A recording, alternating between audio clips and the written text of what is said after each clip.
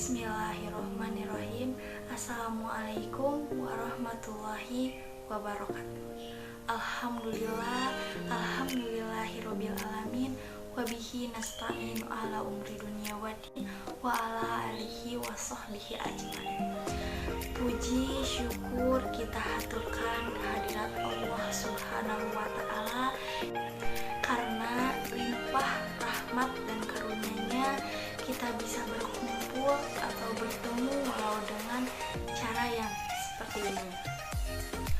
Sholawat serta salam kita curahkan kepada baginda kita, kepada nabi kita, yakni Nabi Muhammad Sallallahu Alaihi Wasallam. Karena atas perjuangan beliau yang telah menyiarkan agama yang hak, yakni agama Islam, agama yang diridhoi oleh Allah Subhanahu wa ta'ala. Semoga kita termasuk ke dalam umatnya yang diberkahinya. Amin ya Allah ya Rabbal. Perkenalkan, nama saya Elsa Indah Novianti dengan NPM 2406211914 dari Fakultas Pendidikan Islam dan Keguruan dari Prodi Pendidikan Agama Islam semester 3 Universitas Garut. Yang Allah rahmati dan saya hormati dosen pengampu dari mata kuliah ini, yaitu Ibu Dr. Hajah Hilda Aini Sifa MAG dan Ibu Dr. Randa Neneng Nafisah MAG MSI. Dan tak lupa teman-teman tercinta saya dari PAIA yang saya rindukan. Semoga kita cepat bertemu dan virus ini cepat berlalu. Amin. Nah, saya di sini akan menjelaskan dan sharing kepada kalian tentang tugas saya, yaitu matkul Ilmu Pendidikan Islam 2 mengenai Al-Quran sebagai ide dasar pemikiran dan pengembangan pendidikan Islam.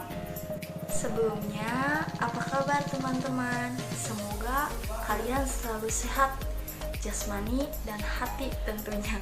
Tetap semangat walaupun dengan pandemi ini yang berbulan-bulan ini belum kelar, kita harus tetap semangat. Jangan selalu rebahan, karena sukses itu bukan dari orang yang bermalas-malasan, ya kan?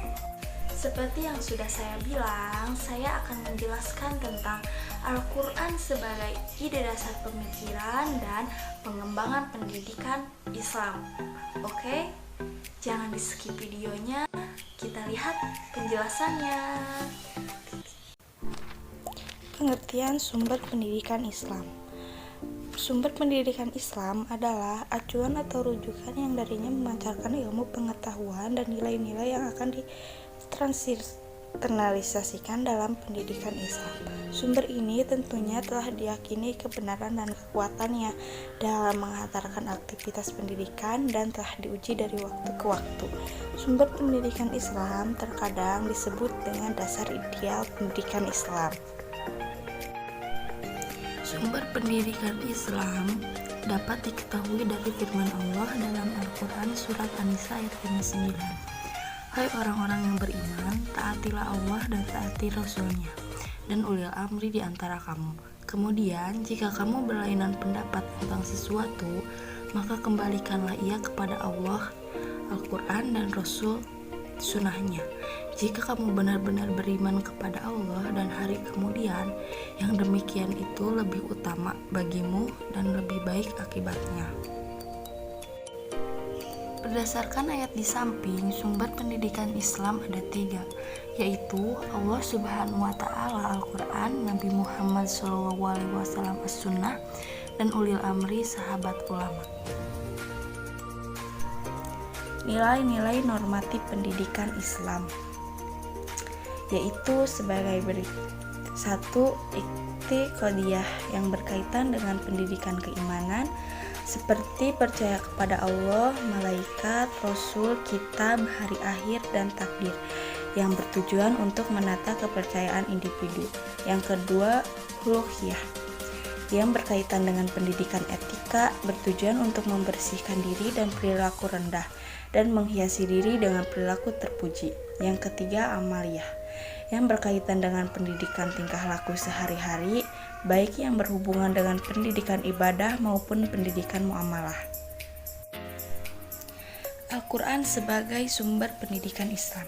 Secara etimologi, Al-Quran berasal dari kata qara'a, yaqra'u, qiraatan atau Qur'anan, yang berarti mengumpulkan, yaitu al-jama' atau menghimpun, yaitu al-damu. Huruf-huruf serta kata-kata dari satu bagian ke bagian lain secara teratur.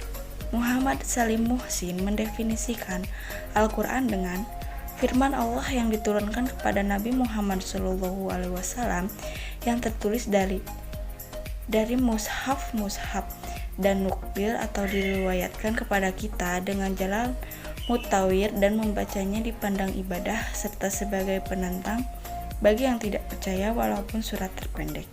Al-Quran dijadikan sebagai sumber pendidikan Islam yang pertama dan utama karena ia memiliki nilai absolut yang diturunkan dari Tuhan.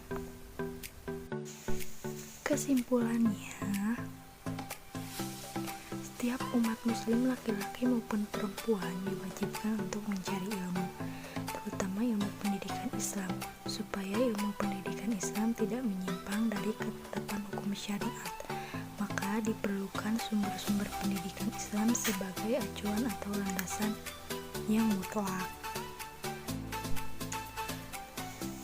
Baik teman-teman, terima kasih atas perhatiannya. Semoga dapat bermanfaat. Sekian dari saya. Wassalamualaikum warahmatullahi wabarakatuh.